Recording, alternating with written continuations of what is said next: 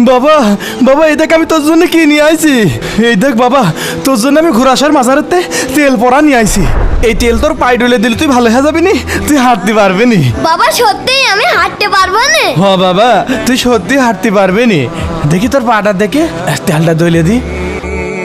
আব্বা এই লাঠি ফেলে দে, ওঠে তুই হাঁটে হাঁটে। বাবা আমি তোমাকে বলেছিলাম না আমি আর কোনোদিন হাঁটতে পারবো না। তুই হাঁটতে পারবি, দরকার হয় আমি আরেকটা মাজারে যাব। বাবা তুমি নামাজ পড়ে আমার পায়ের জন্য দোয়া করো না কেন? চুপ কর, একদম তুই নামাজ পড়ার কথা বলবি না।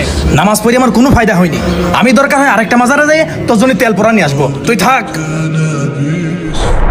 হুজুর হুজুর হুজুর আমার ছেলে কোনোভাবেই ভালো হচ্ছে না, মেলা ডাক্তার দেখাইছি, আপনি একটু নামাজ পড়ে আমার ছেলের জন্য দোয়া করবেন। তুমি একটা খারাপ মানুষ, তুমি এক ওয়াক্ত নামাজ পড়ো না, তুমি মসজিদে না যেয়ে মাজারে মাজারে ঘুরে বেড়াচ্ছ।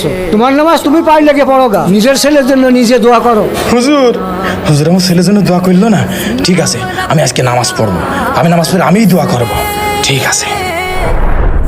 Müslümanız düşüncemiz hüsnü zandır. Bak istediğin güçle saldır. Biz Rabbe müptelayız işinde. আসসালামু আলাইকুম রহমতুল্লাহ, আসসালামু আলাইকুম রহমতুল্লাহ, আল্লাহ আমিন। বাবা বাবা তুই হাঁটতে পারছিস? হ্যাঁ বাবা। আল্লাহ তোমার লাখো লাখো শুক্রিয়া। প্রিয় দর্শক বাবার জন্য ভিডিও দিতে এক্ষুনি